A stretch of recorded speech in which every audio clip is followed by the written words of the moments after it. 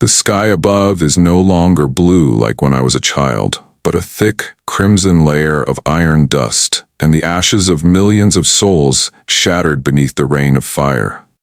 The city that once blazed with lights and laughter is now nothing but a silent graveyard stretching endlessly, darkness mingling with the lethal golden glow of the setting sun, reflecting off shattered glass and collapsed buildings. I walk beneath a thick carpet of ash covering the streets, every step pressed deep into loneliness, a final echo of a species on the verge of extinction. Sometimes a distant wind picks up, carrying along half-melted strips of plastic, fluttering against bent and broken power poles. Even with my eyes closed, I can still hear the roar of alien warships, the shriek of metal tearing apart the sky, the shouts of people who once were friends, family. All of it, now faded memories gnawing at my soul hour by hour. Ethan, a name that no longer means anything in this history, and merely the last trace of humanity among these ruins. Countless times I have asked myself why I'm still alive. To seek revenge, or simply to exist, carrying the shame of being the only one to escape the scythe of the invaders? Sometimes I think, maybe I truly died that day, and only this shell wanders now through the wreckage of memory, waiting for a real ending. But no, I am still here. I'm still hungry, still afraid, still filled with hatred. And deep down, even if I won't admit it, there is still a vague hope that somewhere out there is something left worth holding on to. Something that lets me keep a piece of my humanity.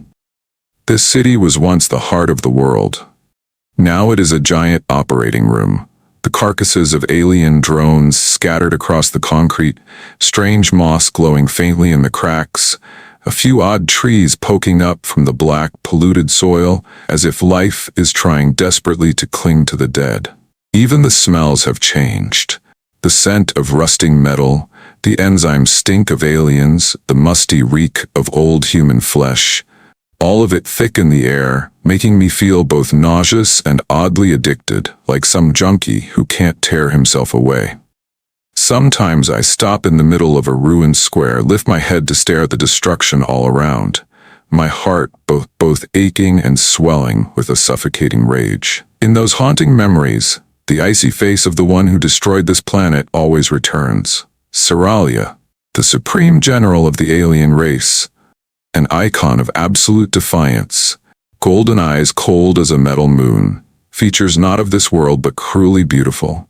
I remember every news report, every image, her silvery hair gleaming like silk, a high warrior's brow marked with the seal of command, and a voice so deep it could hypnotize anyone, even those about to die by her hand. No one thought I survived that last night of terror. All my comrades fell, only I was left, a beast scrambling through the trash. But fate, in its irony, led me to that moment of destiny when I found her, the one who broke me, lying motionless amidst the wreckage. That day, I wandered through the old chemical plant district, where everything was dusted with silver powder like winter snow. The quiet so deep I could hear my own heartbeat. Then a faint clang of metal striking concrete caught my ear. It wasn't the wind, nor the engine of a drone. It was the sound of life, the weak breath of something, or someone, still fighting death. Instantly, I hid in the shadows, hand tightening around my battered old gun, my palms slick with sweat despite the cold.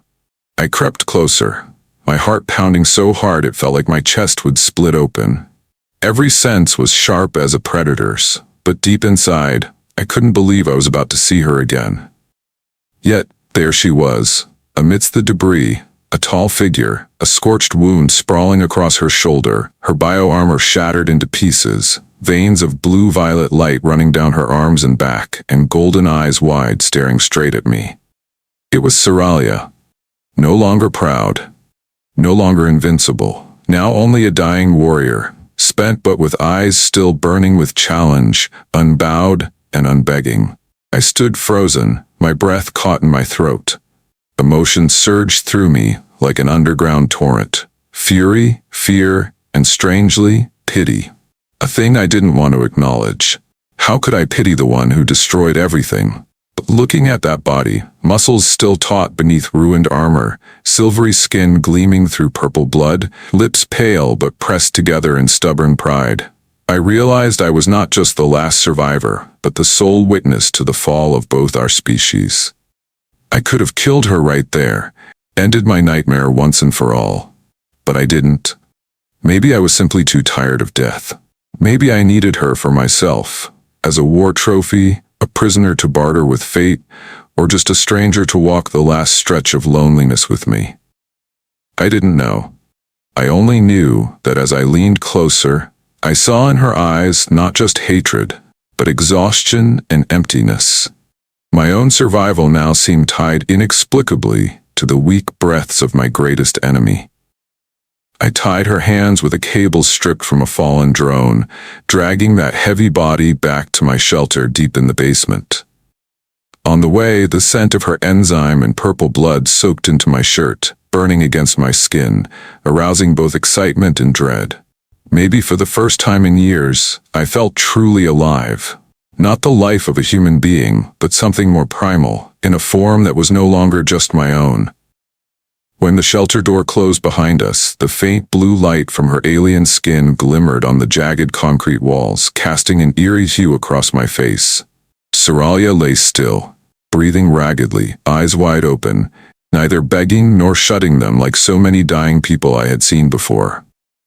Perhaps it was this pride, this last, unbroken fragment of beauty, both fierce and terrifying, that stopped me from ending it all. I told myself, I need her for information, to bargain if I ever get the chance, to understand why a general like her would collapse here. But in truth, I just wanted to look into her eyes every day, to keep asking myself, who truly won this war? And do I have the courage to find the answer?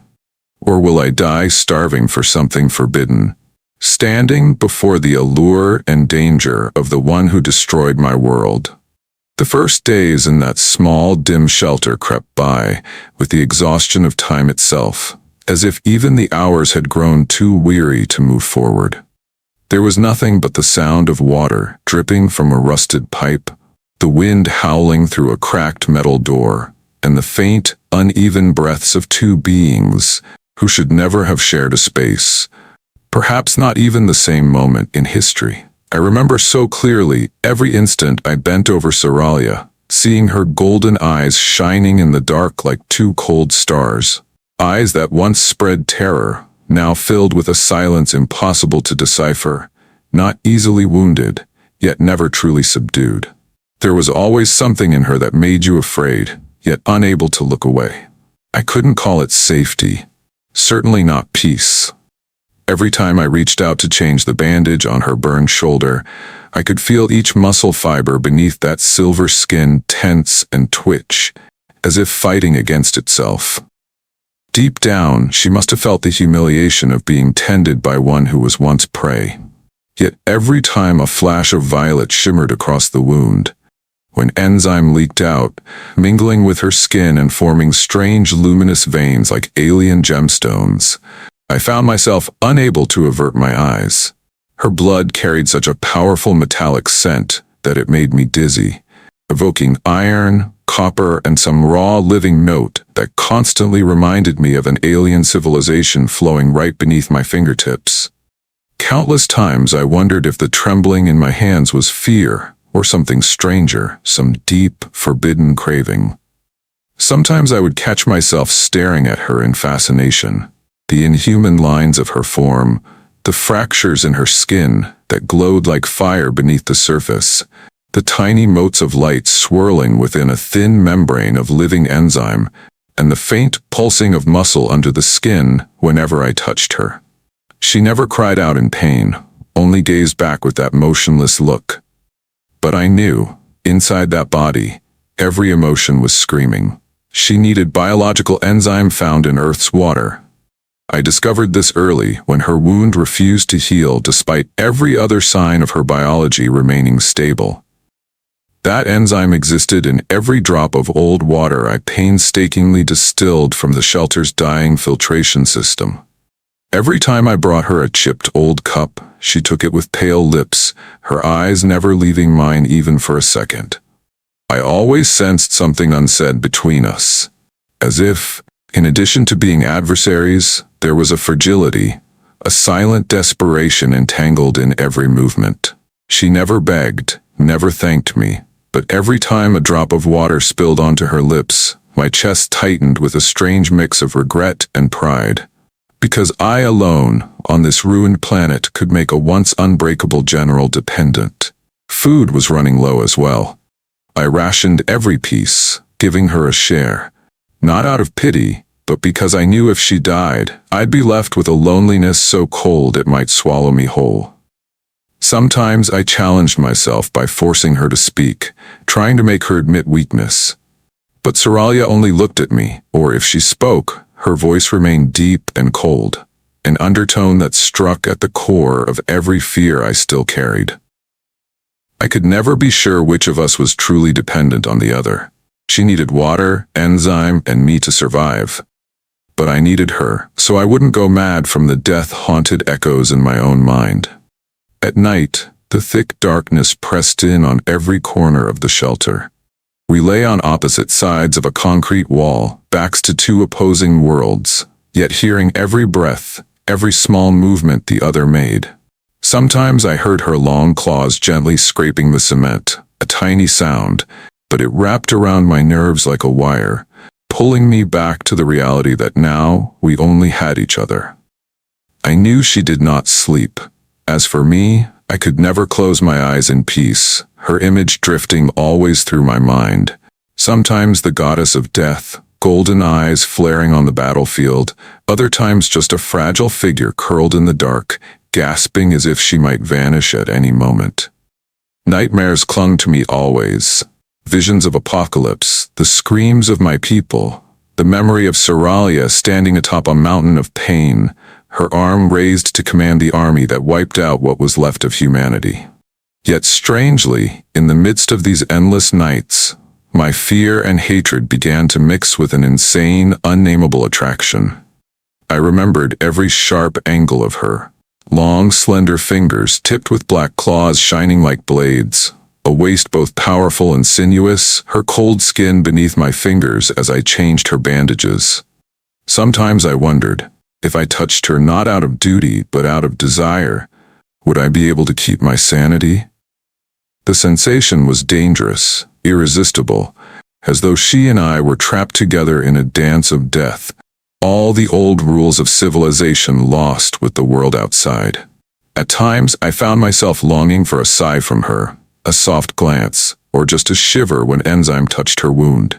It seemed both of us knew, between life and death, instinct and reason, hatred and temptation, there were no more clear boundaries. Only two survivors clinging to each other among ruins, each passing day sinking us deeper into mutual dependence. Not only of body, but of spirit, of the need to be understood, to reach for what both of us feared most. Vulnerability, and that stubborn will to live that lingers in the soul of one's enemy. The city lay dead and silent in the midnight darkness, where collapsed buildings cast enormous shadows onto a sky thick with smoke and ash, suddenly torn apart by a violent acid storm. Green, glowing streaks of rain ate through steel and glass, clattering on every rooftop, spreading into a ghostly chorus that echoed deep into the earth. I heard the storm as if it were the wrath of vengeful gods, as if it were the voice of the past refusing to let go of this world. When the storm drew near, the air in our shelter turned cold in an instant, condensation collecting on the rough stone walls. All that was left of human civilization was now reduced to heavy breaths, racing heartbeats, and the quiet gaze of two survivors trapped together in a cramped room. Seralia sat curled up, her shattered bio-armor now utterly useless against the chill that seeped into every muscle fiber. I saw her shivering, both arms wrapped tightly around her body, her silver skin beneath the enzyme flickering with dark green streaks like a network of spectral lights beneath translucent flesh. Her breathing came fast, her golden eyes wide open, but reflecting a helplessness I had never seen before in her. The same woman who once inspired fear in all humanity. I knew her kind couldn't endure cold for long, especially when wounded, and I understood all too well that if I did nothing, she would die. Not from a bullet or some cold-blooded decision, but from the indifferent chill of a world long lost. I looked around. The old shelter had nothing left but a few moth-eaten blankets, a worn mattress, the persistent stench of sweat, ash, and the sharp tang of enzyme that clung to everything. The instinct to survive suddenly surged up, overpowering any reason. I couldn't let her die. Not only because she was a prisoner, not just because I needed her, but because if she vanished now, I knew I too would dissolve into absolute loneliness. I walked toward her, each step heavy on the concrete floor, heavy both in the literal and the emotional sense. Seralia watched me, her eyes wary, her lips cracked and parted, perhaps about to say something, but then falling silent. I bent down, my hands gently loosening the knots that bound her wrists, the cold cable reeking of machinery and death. Her skin was unnaturally cold, but beneath my fingertips I could feel life still pulsing, trembling with every faint beat. I didn't know why I was being so gentle. Perhaps I no longer had enough hatred left, or perhaps I simply couldn't bear to see her pride forced to endure like this. Drawing her close, I wrapped my arm around her shoulders. Her back rigid at first, her breath short, her heartbeat erratic. That body pressed against my chest was icy to the point of pain, yet somehow also soft and strange, like silk. An intimacy only humans can hunger for, and one I thought I'd forgotten long ago. I didn't know if she noticed my own trembling, a mix of fear, empathy, and a strange desire growing inside my chest. Seralia wouldn't meet my eyes. Her gaze slid downward, brushed my neck, then darted away as if she was afraid I'd see right through her. For the first time, I saw no hatred there, just a flash of surprise mixed with a difficult-to-describe shame, as if she was both flustered and angry at herself for revealing weakness to one who was once her prey. We sat in silence in the darkness. Her breathing gradually deepened. Her body stopped resisting, replaced by faint shivers and occasional lost sighs that made the shelter's air even thicker. I held her tighter, feeling the chaos of her pulse, waves of enzyme under her skin sparking against my chest, a warm, electric current running the length of my spine, gentle yet intense, leaving me both confused and thrilled. I no longer knew where responsibility ended and instinct or longing began. Where I ended and she began, if only for a night. After a while, she stopped resisting entirely. Her cold hands drifted lightly over my shoulders, searching for a fragile anchor, and then suddenly, Seralia rested her head on my chest. Her platinum hair spilled down my arm, the scent of enzyme spreading, igniting every exposed nerve. Her hand gripped my back as if she might vanish if she let go. And I could only sit frozen, feeling human blood and alien enzyme mixing, nothing left to keep us apart. Suddenly, from a point on her skin, a gentle stream of enzyme flowed straight into me. A tingling sensation began to radiate from where we touched, my fingertips brushing her skin, the sound of my own heart thundering in my chest, a burning heat spreading through my body, as if something deep within my blood was being awakened by her, stirring up primal instincts I could not control. That feeling was at once disorienting, intoxicating, making me realize how far I had crossed the line, with no path back. That night, we were no longer enemies, no longer burdened by the weight of the past, of species, or of war. We were only two beings who needed each other to survive, clinging together to outlast the cold and the endless loneliness. I closed my eyes, listened as her breathing slowed, her heartbeat softened, and the feeling of her body pressed against mine gave me a comfort that was at once tender and searing. In a half-dream, I felt her hand wandering across my chest, long fingers trailing over my skin, leaving dim glowing tracks of enzyme like smoldering blue fire. Her cold lips brushed my cheek. A touch so light, so real, it felt like a silent apology for everything she had done, and perhaps a voiceless promise for everything still to come beyond the razor-thin boundary between hatred and love. Since that night when the acid storm swept through the city and we were forced to merge together for warmth, something inside me had changed. Or more accurately, some fragile boundary between me and Seralia had broken, melting away like the last icebergs on a dying planet. She was no longer the enemy I had to guard against, and I was no longer a prisoner of hatred. We were just two survivors, two bare souls in a wasteland, leaning on each other to hold on to whatever remained of life and any reason to keep existing. When night fell, the city grew so cold that everything seemed to shrink back, the wind slipping through the cracks of our shelter, carrying the damp tang of acid mist and the scent of what had once been glory, pride, and the pain of both our races. She and I would often sit facing each other by a tiny oil lamp, the yellow light lonely on the damp wall, casting shadows of two beings who no longer knew fear, only how to cling to one another. At first, our conversations were cautious, questions delivered drop by drop, answers given coldly, sometimes a mocking smile or a suspicious glance. I asked her about her planet, about why a powerful species felt the need to destroy everything they could not control. She asked about my childhood, about my mother who used to tell fairy tales, about childish dreams of a peaceful world. And I had no idea how to explain peace to someone designed only for battle. Gradually, those challenges turned into strange confessions. I listened as she told me about her childhood in the bio-training camps, where every emotion was suppressed by hormones, iron discipline, and the fear of punishment. She spoke of freezing mornings on her home world, where the sky was as pale as her skin, where she was forced to pick up a weapon for the first time, to accept killing something weaker just to survive.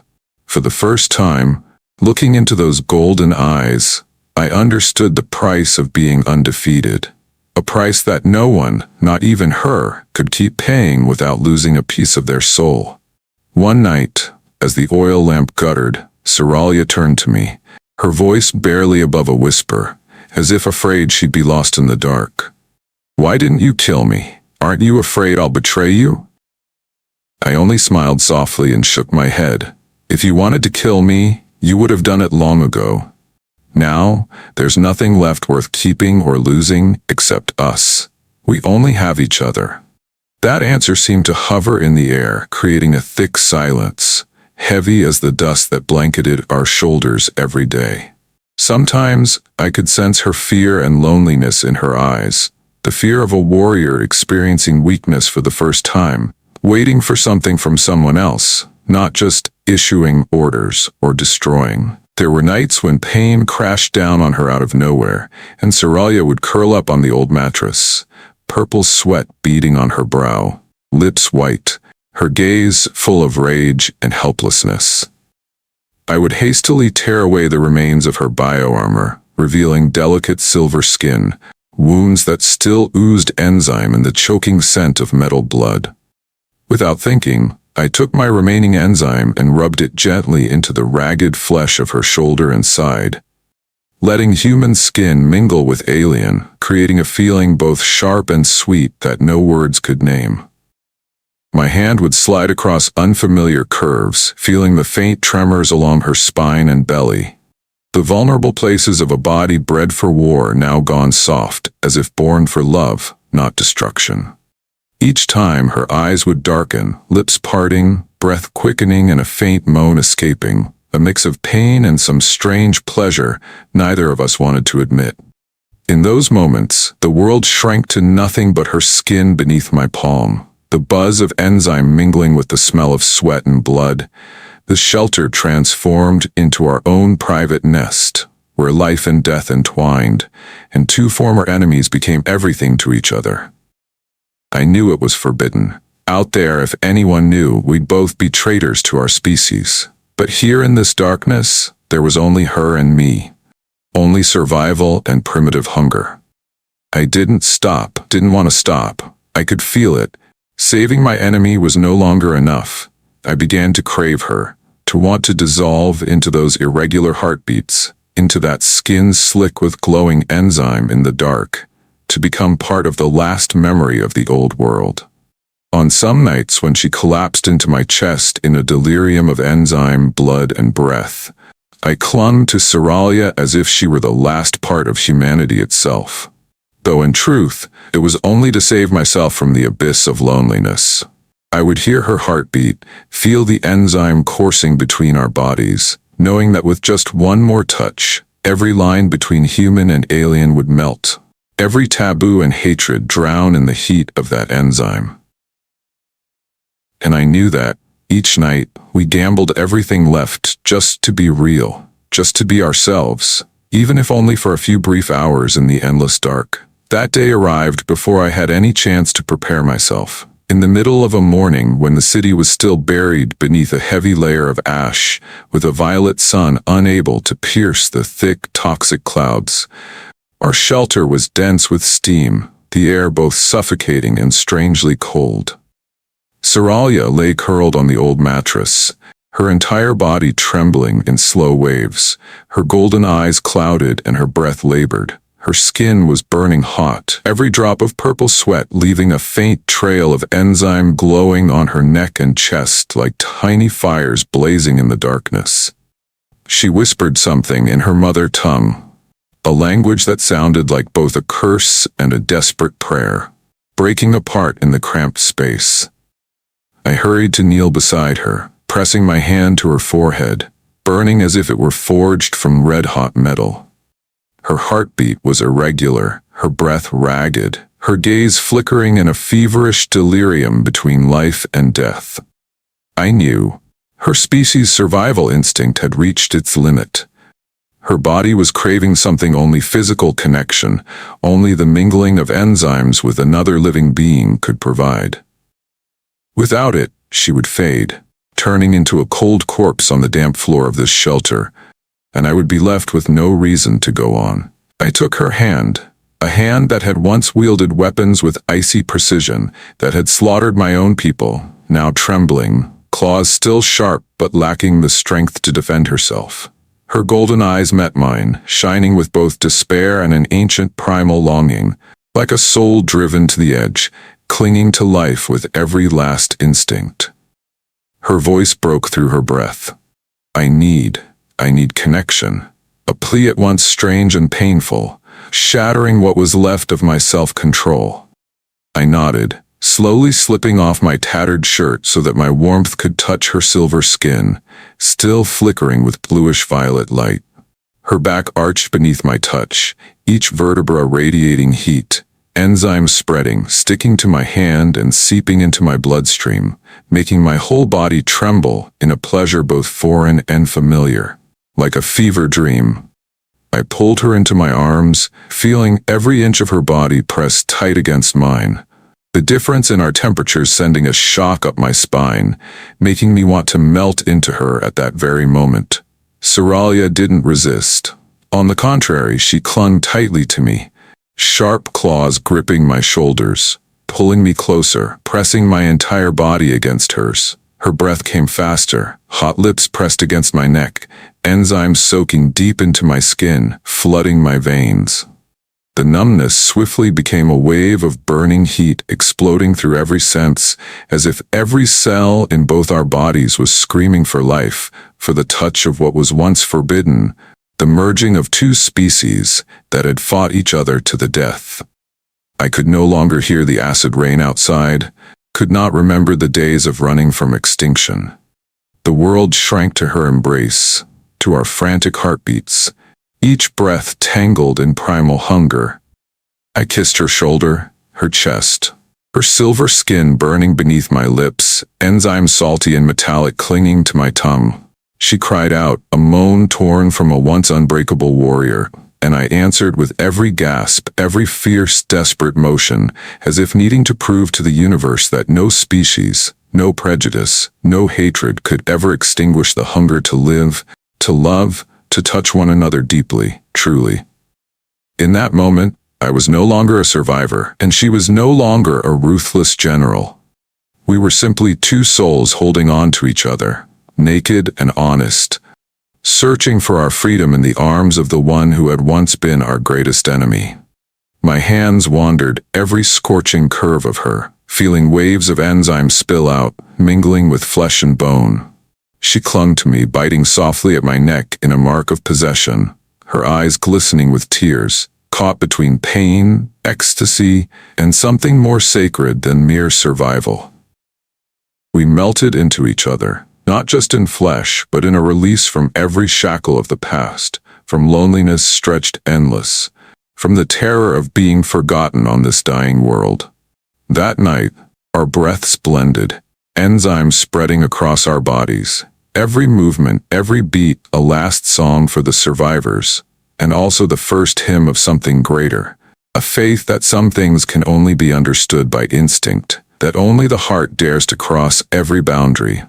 We belonged to each other, not by reason, but by the purest of instincts. And in that blazing warmth, I knew I had found my reason to keep living, to keep loving, to keep forgiving, for her and for myself. From the night that instinct exploded between us, Seralia changed as if she were a creature awakened from 100-year slumber. Every cut, every burn, every ridge of enzyme once etched into her silver skin faded, making room for something new, a different aura in her presence. Her eyes became gentle, as deep as a lake after a storm. Her voice lost its metallic chill and grew low, warm, sometimes trembling, as if she herself was bewildered by the tenderness she was just beginning to learn. I realized, in the moment we merged, a part of the invincible warrior she once was had finally fallen away, and in its place was a woman so breathtaking, strong yet fragile, foreign yet unexpectedly close. Yet at that same moment, I knew I had stepped into a game more dangerous than any before. Outside that shelter, the world still lurked, swarms of hunting drones, patrol squads, strange signals pulsing in thick fog, all reminders that if any alien found Seralia alive with a human, neither of us would ever be allowed to exist on this land again. That fear clung to me like a shadow, stretching through all the days we spent preparing to escape. She and I gathered anything useful, checked water and food supplies, planned a route out of the ruined city, searching for a place, anywhere, where there were no surveillance ships, no walls of enzyme flashing red with alarm. She was silent the whole journey, her eyes sometimes lifting toward the pale violet sun in the distance, her eyelids trembling as if still mourning something left behind in the past. I didn't speak much either. We were two fugitives fleeing not just our enemies but ourselves, carrying not only scars on our bodies but wounds in our souls. Old ghosts, the weight of guilt, the cost of crossing the ultimate forbidden line between two species. But each night, when we stopped beneath a tree or in a small cave, I felt it most clearly. Only when her cold arms wrapped around me did I truly feel I belonged to something greater than fear. I touched her skin, no longer cold, traced the faint lines of enzyme that remained, and felt myself dissolve into a world where pain and happiness had no boundaries. Once, in a wild forest glowing with the faint light of bioluminescent mushrooms covering fallen trees, she and I had to hide from a search squad. We moved fast in the dark, silent as two ghosts, until my foot slipped on a mossy stone and sent us both tumbling into a soft bed of moss. The scent of earth and enzyme filled my nose, dizzying and vivid. I heard her laugh, for the first time in all our days together, a laugh unguarded, unhidden, so clear it startled even me. That sound rang through the woods like a bell tolling in hell, turning the air warm and pure in a way I'd forgotten was possible. Unable to resist, I bent down and kissed her lips. It was no longer a kiss of possession, nor the frantic grasping of survivors, but a kiss of letting go, all defenses, all suspicion, every old memory slipping away. The taste of her enzyme blended with blood, the smell of leaves, and the breath of two different worlds entwined, making a dangerous intoxication I never wanted to wake from. In her arms, I was no longer the last human, no longer carrying the weight of history. I was only a man in love, trembling with longing before a beautiful alien being, a woman who had once been the symbol of destruction, now the only place in the universe I wanted to call home. Every scar on our bodies brushed against each other, telling a story of survival in a language beyond words. Each cut, each scorch of enzyme, a testament to what we had lost, what we had found again, and what might still endure. We wrapped ourselves together in the forest, leaving behind every noise of the world, every lurking danger, so that all that remained was breath, skin, and heartbeat. Every boundary erased in the gentle purple glow of mushrooms, in a space where there was no one left but two survivors learning to love again, in the very depths of ruin. No one can run forever from their own shadow, nor can anyone escape the call of the past. No matter how we slipped through wild forests or crossed endless fields of ash, there were always crimson beams from reconnaissance craft slashing across the sky, the low hum of enzyme scanners on the wind, and a growing unease each day, like a fresh layer of ash settling over old wounds. One gray morning, as the sun barely crept above the horizon and the cold mist still clung to the world, a strange signal swept across the rocks where we hid. The alien army had drawn close, bringing not only threat, but the final blow to any fragile dream of peace. I looked at Seralia. She said nothing, but I could see a storm churning in her eyes. Not just the fear of being hunted, but the deep conflict between her warrior survival instinct and the yearning to live true to her new self. The time had come for her to choose. Return to her role as Supreme General, regain honor and power among her own kind, or leave it all behind, everything that had once been pride, the purpose of a life of conquest. To stay with me, to live a life unrecorded by history, as an outcast, hunted, marked a traitor not just to her species but to the history of the universe itself. She gazed at me, golden eyes glimmering with tears, green enzyme veins standing out brightly along her neck. Her voice caught, heavy with the pain of both our kinds. If I go with you, I will no longer be a general. I will be hunted. I will die as a traitor. Do you understand? I gently touched her cold cheek, feeling every little tremor, every thread of enzyme flowing under her skin, and whispered, both confession and vow. You never truly belonged to them, and I never truly belonged to anyone, until I met you. To be together, even for one more day, is something this world can never take from us. We fell silent for a long time in the violet light of a distant sunset, each of us hearing our hearts pounding, the future whispering at the door, and all those things we had never dared to say. That night, we made love as if it was our last time. Every kiss, every touch sparking fire in the cold, burning away every scar left between our two species. Her body trembled under my hands, no longer an invulnerable warrior, but a woman overflowing with desire, fragile, strong, terrified, and yet willing to risk everything. Her ragged breath merged with soft sobs, half breaking, half silent, as if pleading with me to hold her, to love her to the very end of the world. I kissed her eyelids, her faded scars, every streak of enzyme etched like memories of war. Places I thought were dead, now blazing anew under the fire of two souls longing to live true, to forgive, to merge into each other. The next morning, as the world outside still slept beneath the mist, Seralia took my hand, her gaze determined for the first time in all the years I'd known her. She spoke, her voice calm, but each word cutting to the bone. I choose you. No more words. No vows needed. That decision was recorded not just in the minds of two survivors, but in our blood, our enzymes, every breath. We left it all behind. Weaponry, insignia, memories, curses, the ruins of a dead world. Crossing death's border, passing through enzyme checkpoints, we plunged into the deep forests, heading for the blood-red sunset of a planet no one wanted to remember. On that path, there was no war, no glory, just two survivors, hand in hand, walking forward like the first souls of a new world. A world where love was strong enough to erase all hatred, real enough to hold each other through the harshest history. And I knew, even with all the dangers and uncertainties that lay ahead, her arms, her eyes, her heartbeat, and warm skin, enzyme clinging to my blood. These would be my talisman, my reminder that no matter the species, whether enemy or lover, we had chosen each other, and would choose each other always, even if we were the last two souls left amidst the ruins of the universe.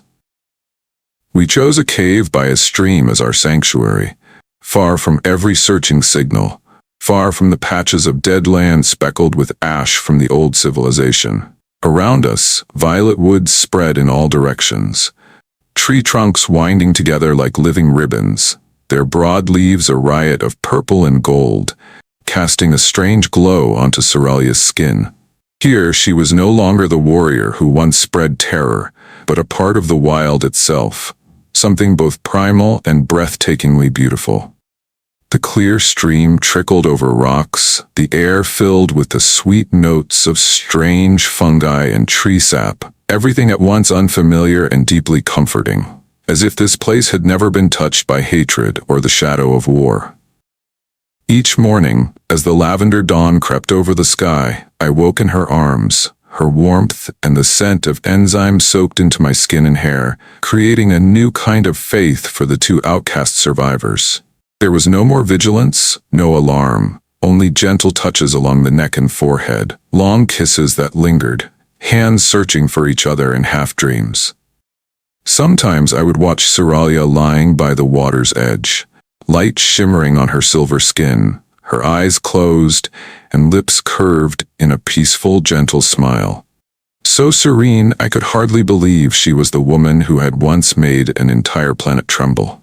I thought, just seeing her like this was reason enough for me to live, and to forgive the world, to forgive everything I once was, once lost, once regretted. Those days drifted by slowly, every morning beginning with breath entwined, every night ending with arms pulled tight, my face buried in her hair as I inhaled the scent of enzyme and sap, a wave of gratitude welling up for a life that somehow still remained. We built a little shelter of woven branches, roofed with moss and purple grass. Ceralia, once the supreme commander, now patiently braided rope and mended old clothes, laughing when I fumbled with the fire. In those everyday moments, all memories of slaughter, war, anger, and despair seemed to dissolve in the dawn mist. Her gentleness spilled into me, healing every scar, in my blood and in my soul.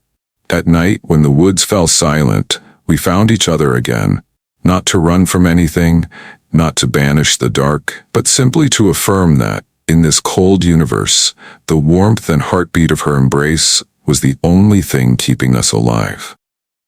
I would lie next to her, burying my face in her neck, feeling enzyme melt into my blood, her heartbeat merging with mine. She would touch my chest, her eyes so gentle, shining with a light I believed only a soul who knows love could carry through the end of war. In those moments I understood. In this world, only love and forgiveness could save two survivors from the abyss within themselves. Some nights, when violet moonlight slipped through the leaves, I would whisper to her about dreams I'd never dared speak aloud, of a world where humans and aliens were no longer enemies, of a day when we would never have to hide again. Ceralia would listen, head resting on my shoulder, arms tightening as if to hold on to this present forever. I knew well, the past would never let go easily, and the world outside was not ready to forgive. Perhaps one day we would be discovered, perhaps the past would return, or maybe a new life would be born, a being carrying the blood of two enemies. But even then, I was no longer afraid. I believed the warmth of these arms, her gentle and hungry gaze, were the only things that would endure, no matter how dark history became. In the end, even if the world judged or condemned us, even if everything out there collapsed again, I would hold on to this truth. All hatred, no matter how deep, will melt before the urge to live, before honest love, before the choice to belong to each other, even if only for a fleeting moment in the vast and silent universe.